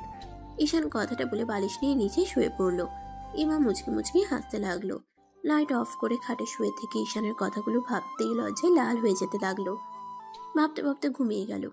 সকালে ঘুম ভাঙলে ঈশানকে নিচে ঘুমাতে দেখে মুগ্ধ নয়নে দেখতে লাগলো। ঈশানের ঠোঁটের দিকে চোখ গেলে ইভা নিচে নেমে ঈশানের কাছে যাবে, সাথে সাথে ঈশানের ঘুম ভেঙে গেল। ইভা সাথে সাথে উঠে পড়ে, ঈশানকে দেখে বলে, এই কলেজে যাবে না নাকি? নাক ডেকে ঘুমাচ্ছ? আমি আবার কবে থেকে নাক ডাকলাম? প্রতি রাতেই তো ডাকো। কি? অসম্ভব। অসম্ভব কেন? সত্যি ডাকি, হয়তো নিচে শুয়ে থাকার জন্য এমন হইতে পারে। হয়েছে, যাও ফ্রেশ হয়ে আসো তাড়াতাড়ি। ঈশান উঠে ফ্রেশ হতে চলে গেল। ইভা মিটিমিটি করে হাসতে লাগলো। ঈশান ফ্রেশ হয়ে বের হইলে দেখে ইভা খাটের উপরে শার্ট আর প্যান্ট রেখেছে। ঈশান কিছু বলার আগে ইভা ওয়াশরুমে চলে গেল। ঈশান শার্ট প্যান্ট পরে নিল। ঈশান কলার ঠিক করতে লাগলো। ইভা বের হয়ে ঈশানের শার্টের বোতাম খোলা দেখে অবাক হয়ে গেল। ইভা বলে ওঠে, তুমি কি প্রতিদিন জিম করো নাকি? ঈশান ইভার কথা শুনে সাথে সাথে শার্টের বোতাম লাগাতে লাগলো। ইভা ঈশানের কাছে গেলে সাথে সাথে ঈশান ব্যাগ নিয়ে খাটে বসলো। ইভা বলে, দেখি একটু। লুচ্চা নাকি? রেডি হন। ইভা মুখ ভেঙচি দিয়ে রেডি হতে লাগলো। ঈশান এবার দিকে তাকাতে এবার রেডি হয়ে বলল, চলেন, রেডি হওয়া শেষ।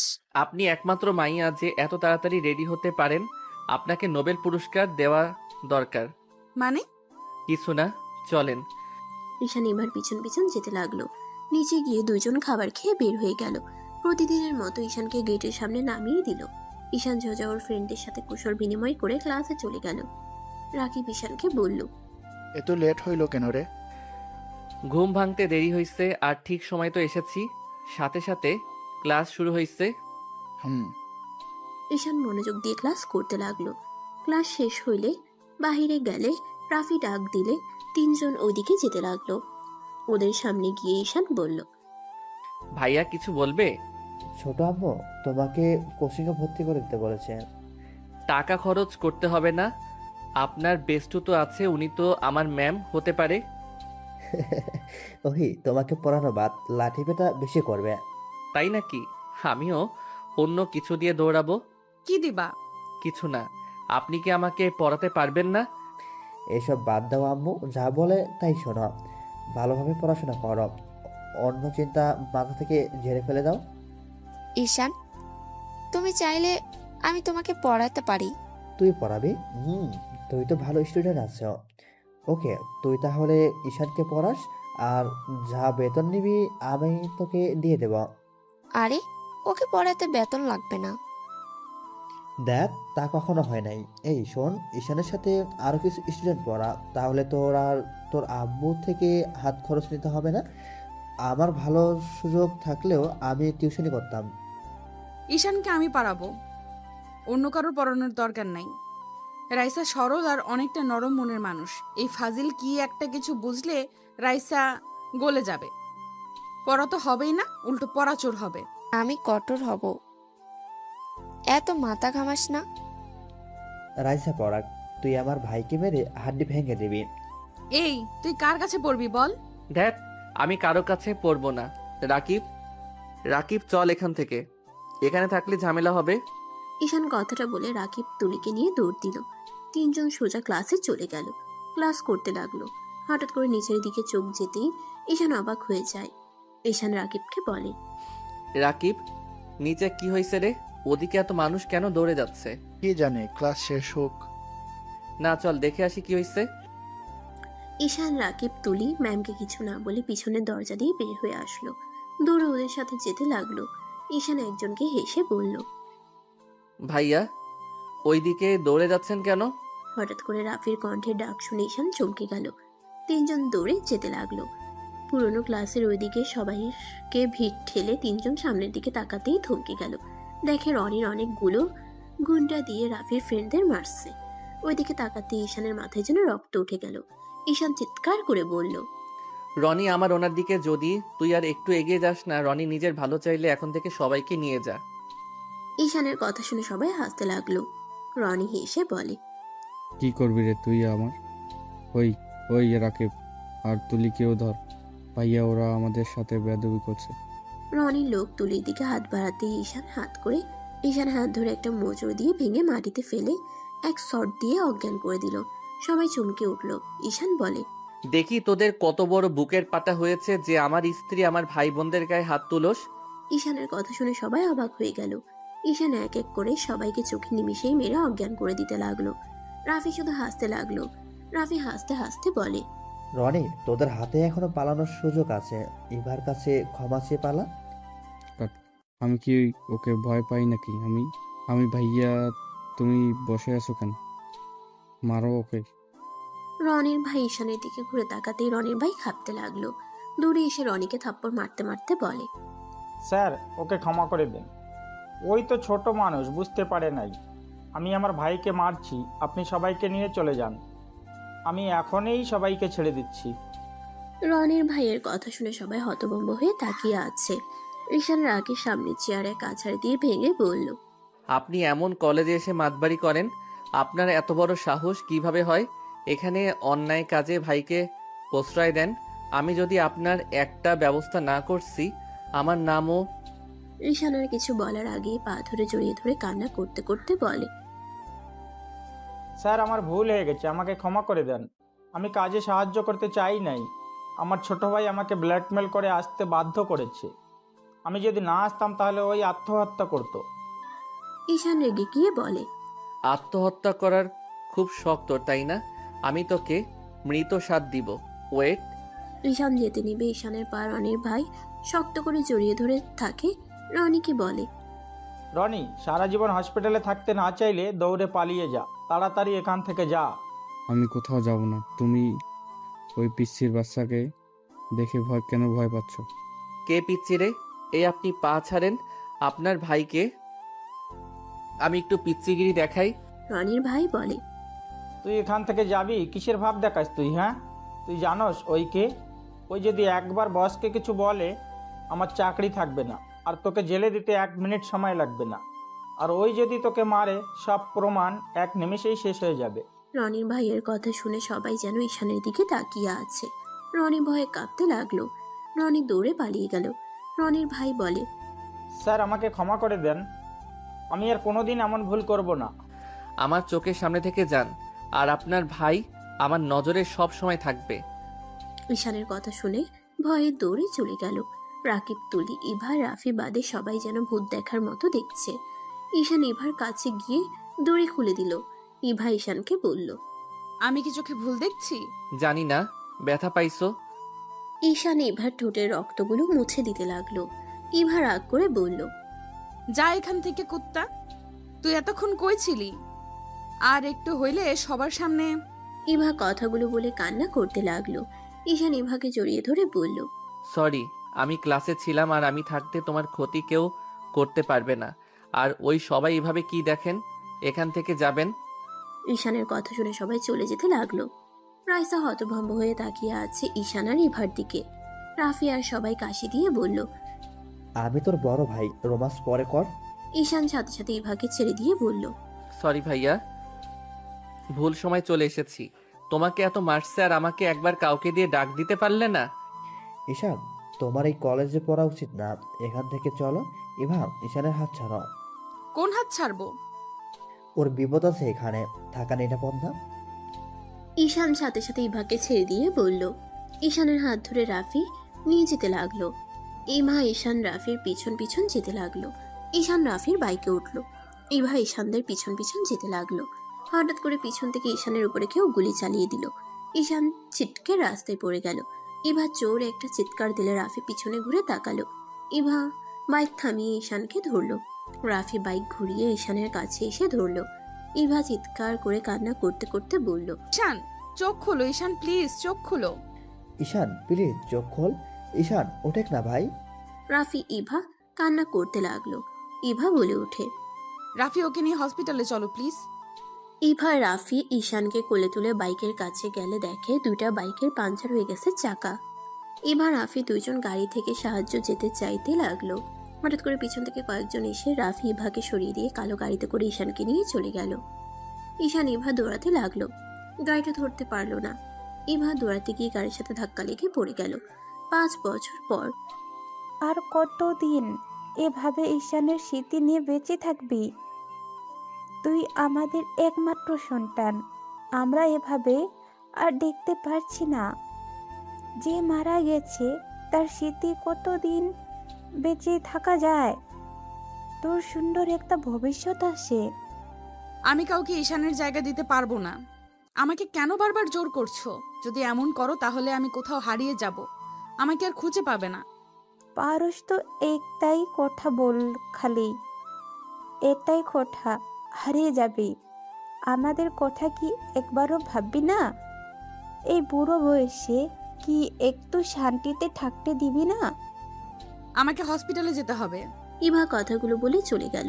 ইভা বাসা থেকে বের হয়ে গাড়িতে উঠে পড়ল। রিভা ঈশানের কথা ভাবতে লাগলো। চোখের কোণায় পানি আসলো, সাথে সাথে মুছে ফেললো। এদিকে আতিয়া রাস্তার পাশে দাঁড়িয়ে একটা ছেলের সাথে কথা বলা দেখে ইভা গাড়ি থামিয়ে কাজ নামিয়ে বলল, আতিয়া কি করছো এখানে? ওহ ভাবি, আপনার কাছে যাচ্ছিলাম। আমার ফ্রেন্ডের সাথে দেখা হলো অনেকদিন পর তো। ভাবি, এটা আম্মু আপনার জন্য পাঠিয়েছে। গাড়িতে ওঠো।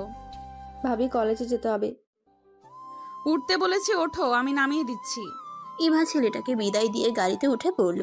ইভা আতিয়ার দিকে তাকিয়ে বলল, আতিয়া, ছেলেদের সাথে একটু কম মেশার চেষ্টা করো। ভাবি, আপনি কি আমাকে সন্দেহ করছেন নাকি? সন্দেহ না, তুমি কোথায় কি করো সব কিন্তু আমি জানি। আর তুমি আন্টির সাথে বেয়াদবি করো কেন? বেয়াদবি কি আমি ইচ্ছে করে করতে চাই? আম্মু সবকিছুতে বেশি শাসন করে। আমি তো বড় হয়েছি, তাই না? এখন কি আমি নিজের ইচ্ছে মতো চলতে পারবো না নাকি? আতিয়া, তুমি এতটাই বড় হয়ে গেছো যে এটাও বুঝতে পারলে না আন্টি কেন তোমার সাথে এমন করে। দেখো, অলরেডি তোমার ভাইয়াকে সে হারিয়ে ফেলেছে। সে চায় না তোমার কিছু হোক। তুমি তার শেষ ভরসা। তোমার কিছু হইলে সে আরো ভেঙে পড়বে। আমি জানি, কিন্তু রাগ উঠে গেলে আমি কি করব? আর আমি আমার ভাইয়ার মৃত্যুর রহস্য বের করবই। আমার ভাইয়াকে যে মারছে আমি তাকে মেরে ফেলবো।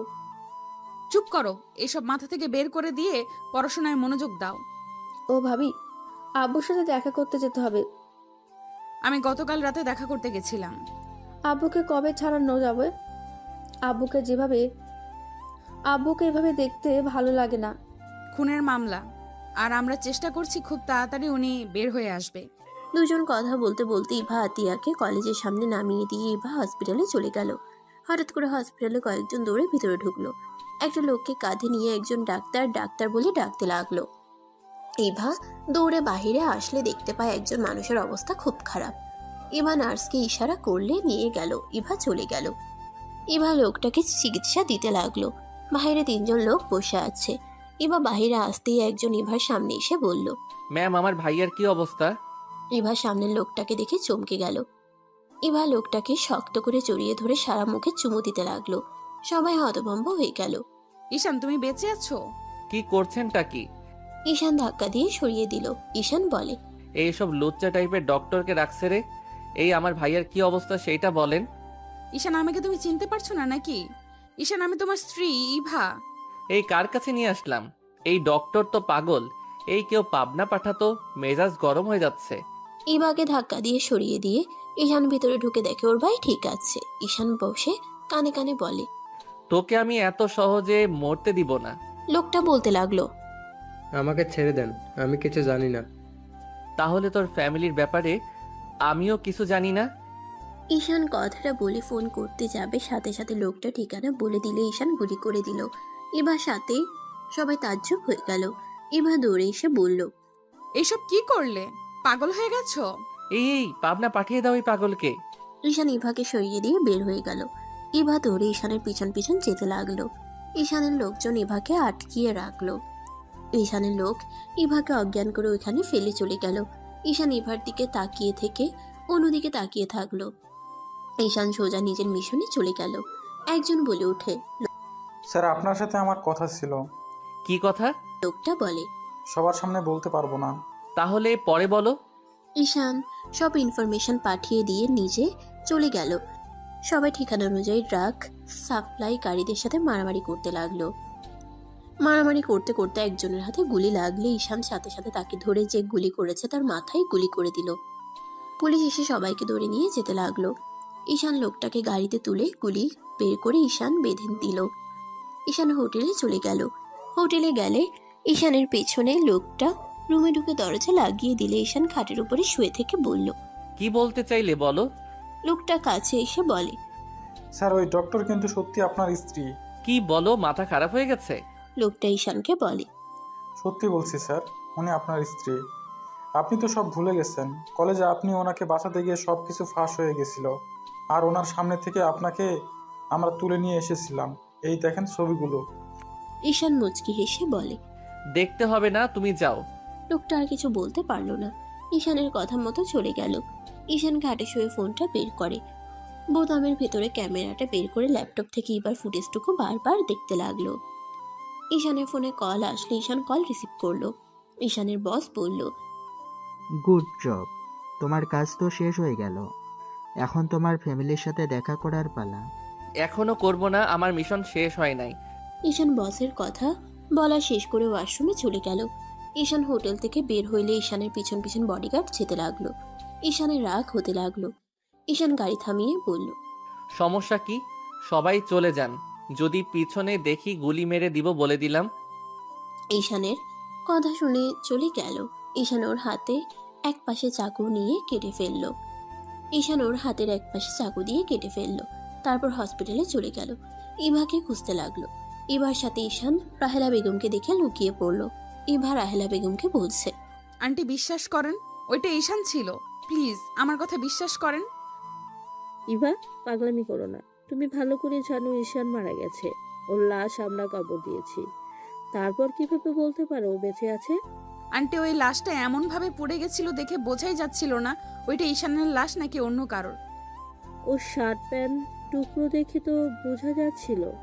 দেখো, তুমি ভুল দেখছো। এমন পাগলামি করো না। আর তোমার আম্মু তোমার বিয়ে ঠিক করেছে, আগামীকাল তারা আসবে।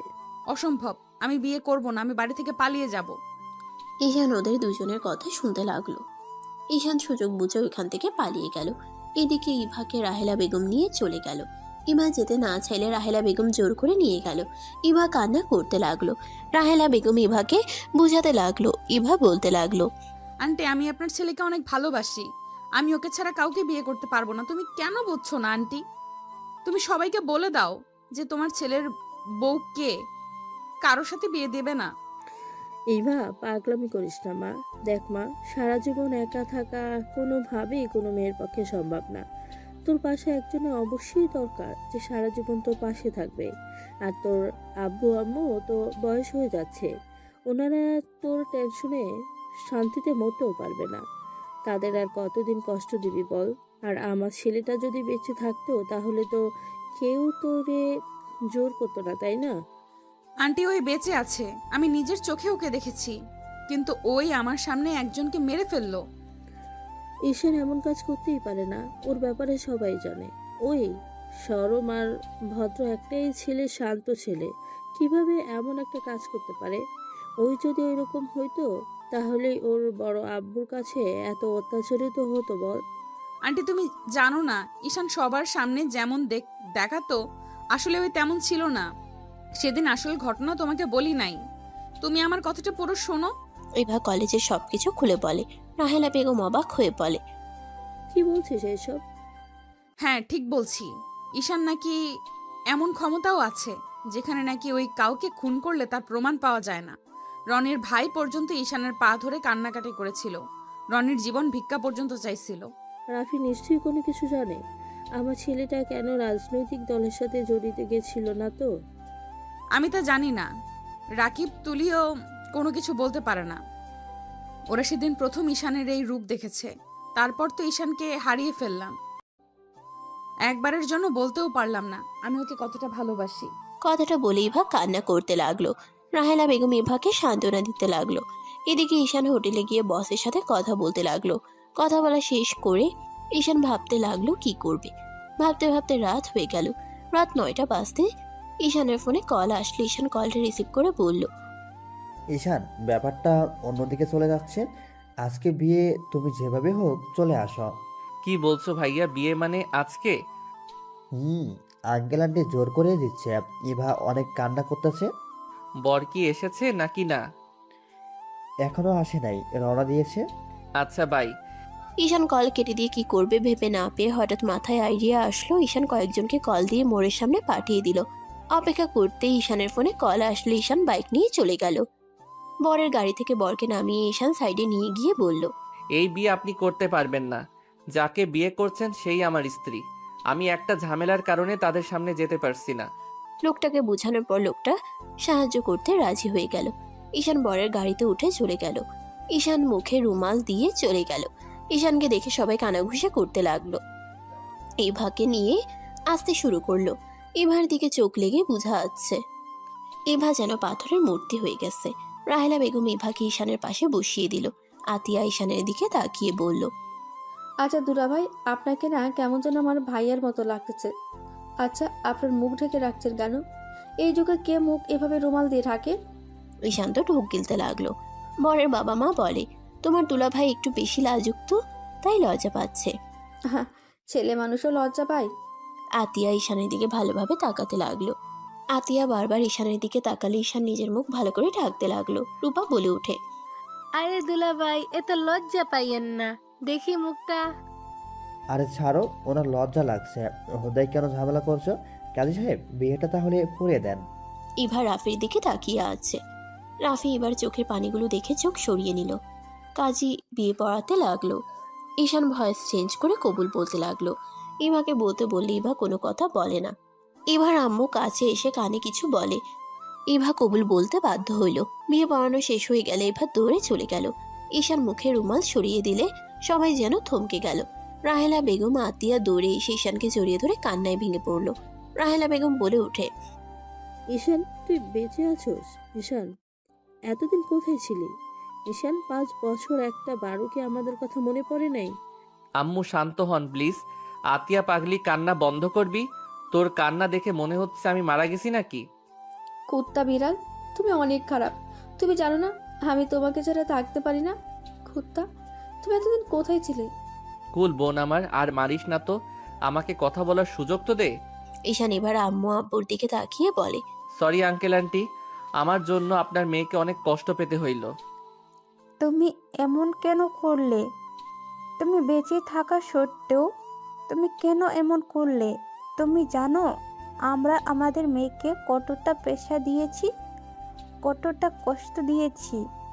এই বিয়েটা ব্ল্যাকমেল করে দিতে হচ্ছে। এবার ঠিক বলেছিল, আমরা ওর কথা বিশ্বাস করি নাই।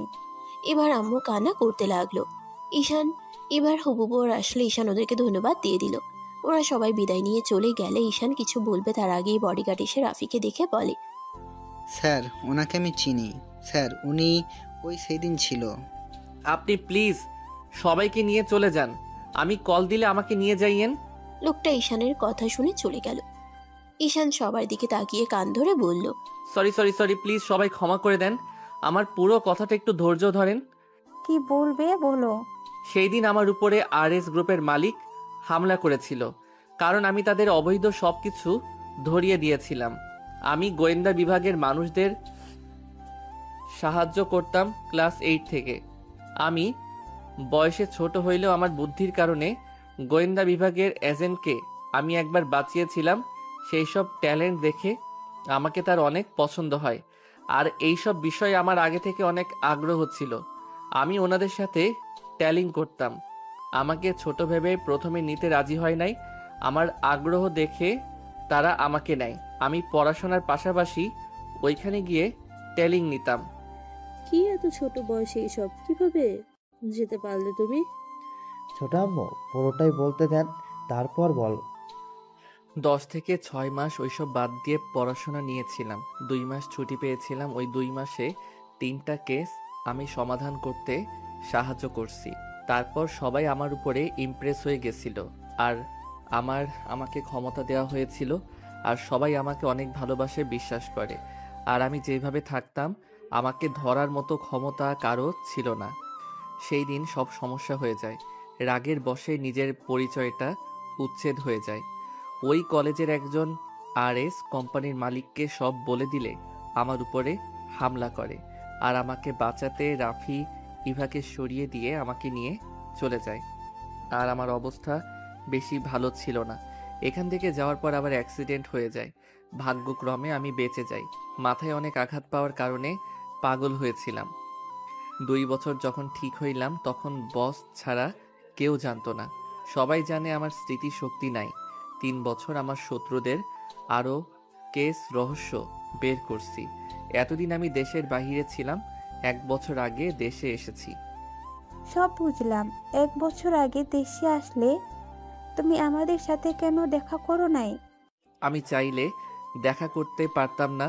আমার পিছনে সব সময় শত্রু লেগে আছে।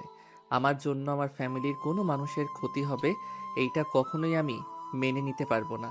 আর এখন মোটামুটি আমার আর একটা মিশন আছে, সেইটা শেষ হইলে আমার কাজ আমি ছেড়ে দিব।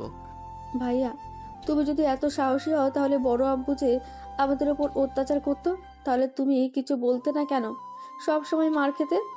উনি আমাদের গুরুজন, আর সব ভাবতাম উনি যেমন হোক আমাদের তো খাওয়াচ্ছে পড়াচ্ছে। আর তোকে নিয়ে ভাব কোথায় যাব আমি?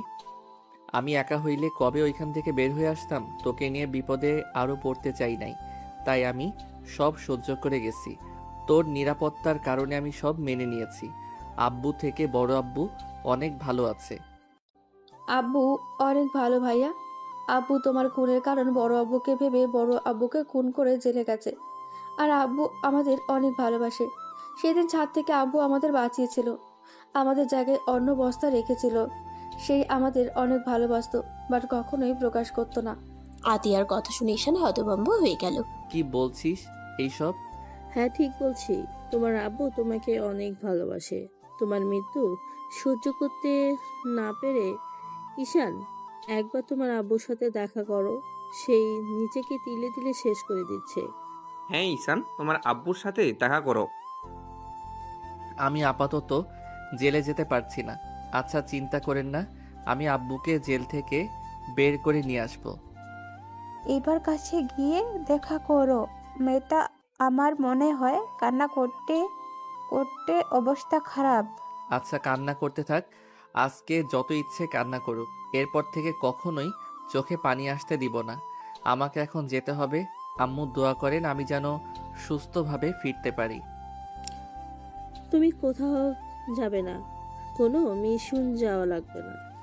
আম্মু ভয় পাবেন না, কার মৃত্যু কোথায় হবে বলা যায় না। ঈশান ফোন বের করে উকিলকে কল দিয়ে কথা বলে নিল। কথা শেষ করে আতিয়ার কাছে নাম্বার দিয়ে বলল, এটা উকিলের নাম্বার, আমি আসতে সময় লাগবে। উকিল সাথে সব সত্যি খুলে বলিস, আর বাকিটা উকিল দেখে নিবে। আর ইভাকে বলার দরকার নাই। ইভাকে বলো বর লজ্জা পেয়ে 1 সপ্তাহের জন্য বাড়িতে গেছে। ঈশান কথাগুলো বলে বের হয়ে গেল। ঈশান সোজা গার্ডেনের ইনফরমেশন দিয়ে চলে গেল বাইক নিয়ে। মাঝ রাস্তায় গার্ডরা গাড়ির সামনে থামালে ঈশান উঠে পড়ল।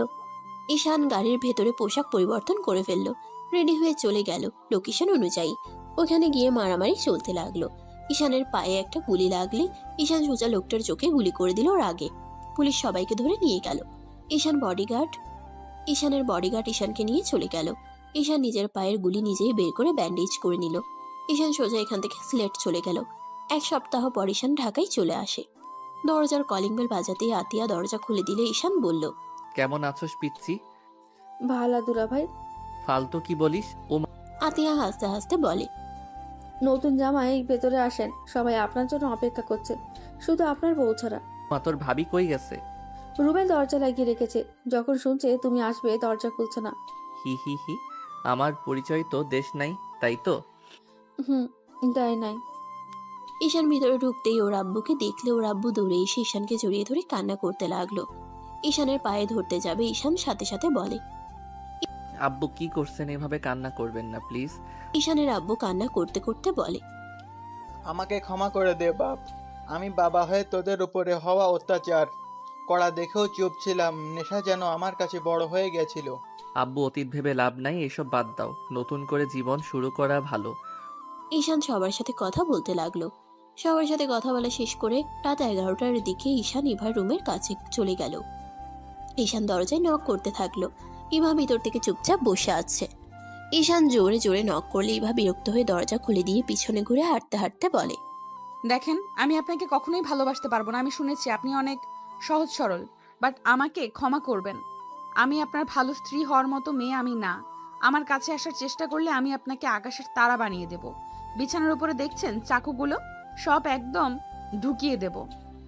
তাই শোনেন, আমাকে যত তাড়াতাড়ি পারেন ডিভোর্স দিয়ে চলে যান। ইভা কথাগুলো বলতে লাগলো। ঈশান মিটিমিটি করে হাসতে লাগলো।